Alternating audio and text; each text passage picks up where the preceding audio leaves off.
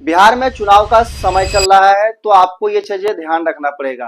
आपके क्षेत्र में अगर वो व्यक्ति विकास किया है जो अभी खड़ा है आपके चुनाव में तो उसको वोट जरूर दें। अगर उसने सड़क, पानी, बिजली, रोजगार पे काम नहीं किया तो उसको बदलने का ही काम करें ताकि वो अगले बार आपके काम को ध्यान से और सही ढंग से कर सकता है।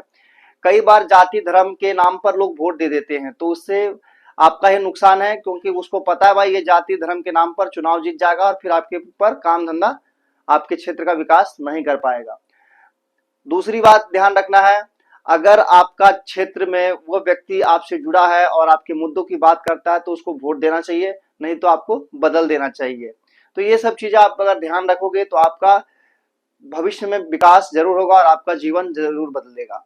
लेकिन यहाँ पर एक चीज और ध्यान रखना है, लोकसभा और राज्यसभा, लोकसभा और विधानसभा होता है, एक देश के लिए चुनाव होता है तो देश के अलग मुद्दे होते हैं, और उसी प्रकार से राज्य का चुनाव होता है तो राज्य का मुद्दा अलग होता है।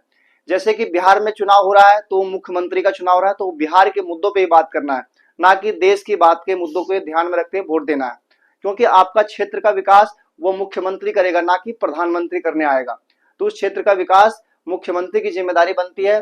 तो कई बार क्या होता है, लोग प्रधानमंत्री के नाम पर वोट दे देते हैं, तो आपको बिल्कुल वैसा नहीं करना है।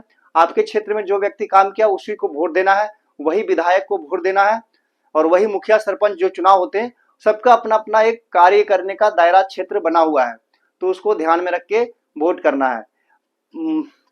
जिस प्रकार से केंद्र सरकार होती है वो पूरा भारत का चुनाव होता है उस समय, और वो देश का मुद्दा बन जाता है।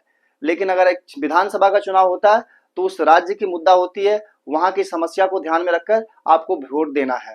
एक जागरूक मतदाता यानी व्यक्ति ही एक अच्छी लोकतांत्रिक का नींव रख सकता है। तो जागरूक बने और सही उम्मीदवार को चुने। धन्यवाद।